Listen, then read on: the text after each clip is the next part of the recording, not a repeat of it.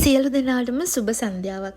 ඉතින් අපේ YouTube channel එකේ මම හිතුවා අද අපි තයිපොංගල් උත්සවය සෙලිබ්‍රේට් කරපු විදිය ඕගොල්ලන් එක්ක ෂෙයා කරන්න ඕනේ කියලා. ඉතින් මම ඇත්තටම සිංහල බෞද්ධ ආගම වුණාට මගේ හස්බන්ඩ් දෙමළ හින්දු. ඉතින් එයාගේ සංස්කෘතියේ තියෙන දේවලුත් අපි සෙලිබ්‍රේට් කරනවා. අපේ සංස්කෘතියේ තියෙන දේවලුත් අපි අනිවාර්යෙන් සෙලිබ්‍රේට් කරනවා. ඉතින් මේ අපි දෙන්න අපේ තයිපොංගල් උත්සවය සෙලිබ්‍රේට් කරපු විදිය තමයි.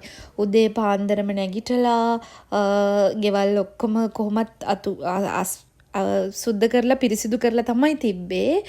ඒ වුණාට ආයෙත් අද උදේ ආයෙත් නැවත ගෙවල් පිරිසිදු කරලා උදේම අපි පිරිසිදු වෙලා ගෙදර අලුතෙන් ගත්ත මුට්ටි භාජන හැම දෙයක්ම ආයෙ පිරිසිදු කරලා පටන් ගත්තා. ඉතින් ලස්සනට කෝලම් දාලා අපිට පුළුවන් විදියට මම ලොකුවට ඒ ගැන දන්නේ නැති නිසා හස්බන්ඩ්ුයි අපේ අම්මයි තමයි කෝලම් දැම්මේ.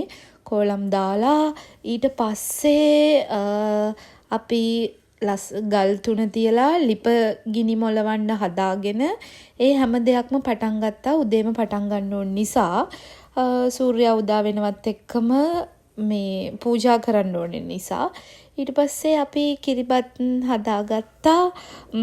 කිරිබත් හදන්න අම්මත් ගොඩක් උදව් කරා. අම්මා තමයි ගොඩක් උදව් කරේ. අම්මා හුඟක් වෙලාවට ඒ සංස්කෘතිය ගැන ගොඩක් දේවල් දන්න නිසා එයා තමයි ගොඩක් උදව් කරේ. ඉතින් අපි ඊට පස්සේ කිරිබත් හැදුවා. සාර්ථකව ආවා කිරිබත් එක. පළවෙනි සැරේ තමයි හස්බන්ඩ්ුයි මමයි එකතු වෙලා තයිපොංගල් උත්සවය සෙලිබ්‍රේට් කරන්නේ. ඉතින් ඊට පස්සේ කිරිබත් ටික හදලා අපි උදේම කිරිබත් කාලා අපේ අසල්වැසි ගෙවල් වලට හුඟක් වෙලාවට ටැමිල් හැම කෙනෙක්ම හදන නිසා ටැමිල් ගෙවල් වලට තයිපොංගල් උත්සවයේ දවසේ කිරිබත් මේ හුවමාරු කරගන්නව අඩුයි.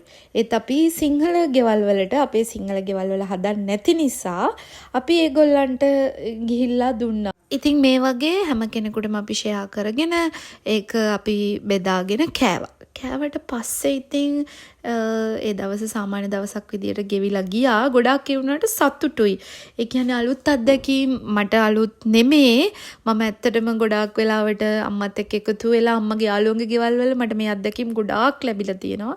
ඉතින් මං කැමති ඒගොල්ලන්ගේ සංස්කෘතියේ තියෙන හැම ෆන්ක්ෂන් එකක් ගැනම ඕගොල්ලන් එක්ක හැම සෙලිබ්‍රේෂන් එකක් ගැනම ඕගොල්ලන්ගේ එක්ක ස්ටෝරිස් ෂෙයා කරගන්න ඉදිරියේන vlog එකකින්. ඉතින් ඉදිරියටත් අපි දෙන්නගේ vlogs එක රැඳී සිටින්න. ඔයාලට සුබ දවසක්.